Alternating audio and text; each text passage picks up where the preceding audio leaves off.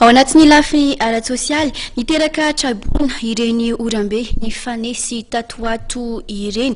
Isany ahitana traibona ohatra etsy amin'ny fokontany Ambodirano Ampefiloha mahatratra 400 tafomoa izany, tonga nanome fanampiana ho azy ireo ary ny fikambanana tanora miantsehatra na tami fanadajina entiny Lova Ramanantso.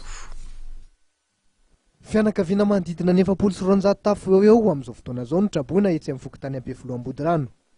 Vokatry ny andro ratsy ny orana izay niteraka fiakaran-drano no nahatonga izany. Nanokanana toerana manokana ary nitoloran'ny BNJRC sy ny vokovokomena malagasy tranolay izy ireo.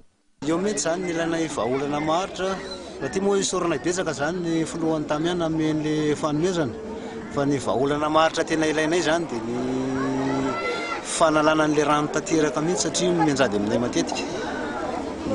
Eo amin'ny resaka sosialy mba kokoa zany mba angatanay fanampiana amin'ny manam-pahefana any ambony any, satria mbola maro ireo vahoaka tsy ampivelomana tratran'ity trabony ity. Ka dia izay ny angatanay fanampiana amin'izao rehetra mba malala tanana mba hanao salan'izao ataon'ny fikambanana tamy azy io zany to.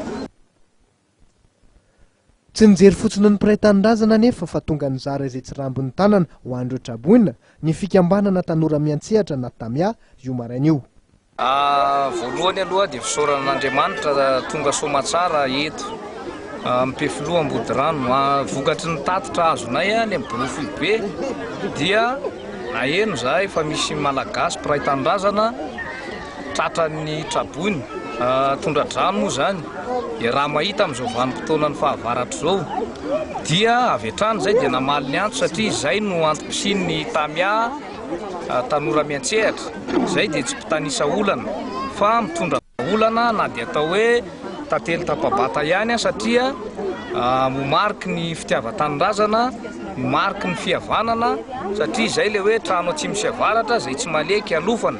Dia mitondra ny voatsarambon'ny tananay zahay ato amin'ny fikambanana tamia izay ny tenako moa ny filohany mitondra ny reto zavatra filan'ny mponina andavanandro reto.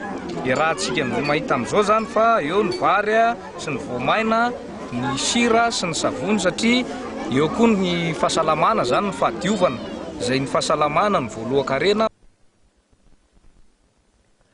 Lahara-pamehan'ny fikambanana tamia tokoa ny ady amin'ny fitiavan-tena ka izao izy ny roso amin'ny fitsinjovana ny fiarahamonina izao.